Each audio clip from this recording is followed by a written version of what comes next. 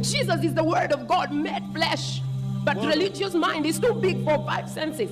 Every messenger gets the word of God. Moses was the word of God. Jesus was the word of God. Abraham was the word of God. Prophet Muhammad is the word of God. Question. So what is the problem? Which of the messenger did what at Jesus his time is the word of God. What is so different about Jesus, peace be upon him? You cannot point out a single statement from your Bible where Jesus said, I'm God, or where he says, worship me. I have an answer for that, sir.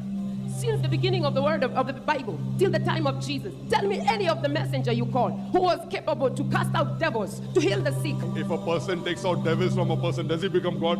Sister, there are many human beings, even in Qatar, you have, who can do ruqya and can take out devil from the human being. Because that does not make them God. Does it make them God? They got that power from Jesus. I cast out devils myself in the name of Jesus. Oh, so you also become God now? No, I have been translated because of my faith in Jesus.